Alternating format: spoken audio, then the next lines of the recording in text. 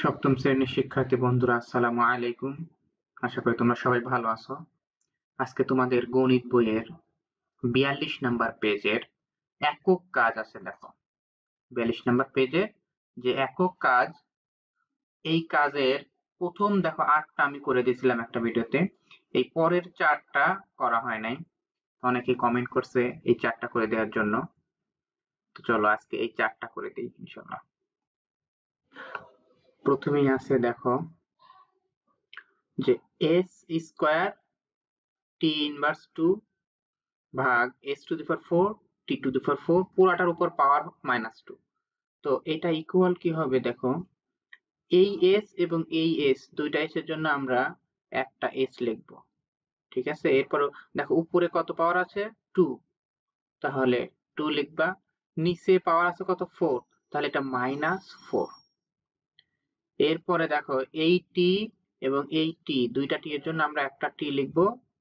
তো t উপরে পাওয়ার আছে -2, নিচে পাওয়ার আছে 4, তাহলে নিচে পাওয়ার থাকলে মাইনাস হবে। কেন? ভাগ থাকলে পাওয়ার, ঠিক আছে, ভাগ থাকলে পাওয়ারটা মাইনাস হবে, আর যদি গুণ থাকতো তাহলে পাওয়ারটা প্লাস হতো, সূত্র আমাদের। তাহলে কি হলো দেখো, s এখন 2 থেকে 4 বাদ দিলে কত হয় -2, আর t এর উপর দুইটাই মাইনাস, সুতরাং -6, -2 এবং -4 মিলে -6। তো এখন এইটা সূত্র ব্যবহার করতে হবে যে 1, দেখো কত 1 ভাগ s স্কয়ার। এই যে মাইনাস থাকলে, হ্যাঁ, এই মাইনাসের জন্য দেখো, এই মাইনাসের জন্য 1 ভাগ সেটা হয়ে যাবে। এটাই তোমাদের ঋণাত্মক বিধি, এখানে তোমাদের এটাই শিখাইছে, ঋণাত্মক বিধি। ওকে, এরপর t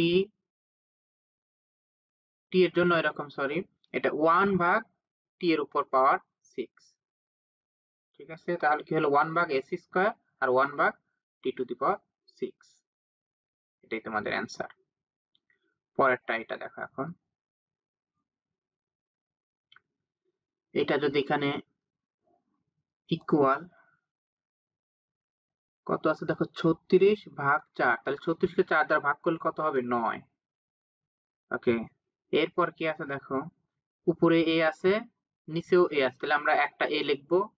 উপরে দেখো -5 পাওয়ার, আর নিচেরটা পাওয়ার 5, তাহলে নিচে ভাগ থাকলে আমরা পাওয়ার কি করব, মাইনাস করব। ওকে, আর নিচে কি আছে, b এর উপর পাওয়ার 5, এটাই থেকে যাবে।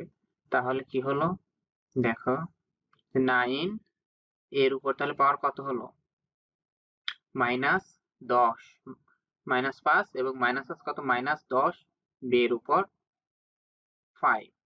ঠিক আছে, তো এটাকে আমরা কি করব দেখো, 9, এই যে এর উপর -10 থাকাতে এটা নিচে চলে যায়, নিচে গিয়ে 10 হবে, আর b এর উপর 5 যেটা ছিল, এটাই অ্যান্সার। ঠিক আছে, আশা করি তোমরা বুঝতে পারছো। পরেরটা দেখো, তাহলে এখন এটা, তো এইটা দেখো এখানে ইকুয়াল, আমরা a লিখলাম, এখানে a আছে, দুইটা a, তাহলে উপরে a এর পাওয়ার 6 আর নিচে এর পাওয়ার 5, তাহলে -5। এরপরে b দেখো শুধু উপরেই আছে, আর কোথাও নাই, তাহলে b 7। c কি হবে, উপরে 0 নিচে 6, এই জন্য -6 হয়ে গেল। আশা করি তোমরা বুঝতে পারছো, না বুঝলে অবশ্যই কমেন্টে জানাবে। 6 - 5 কত 1, তাহলে 1, b এর উপর 7, c এর উপর -6।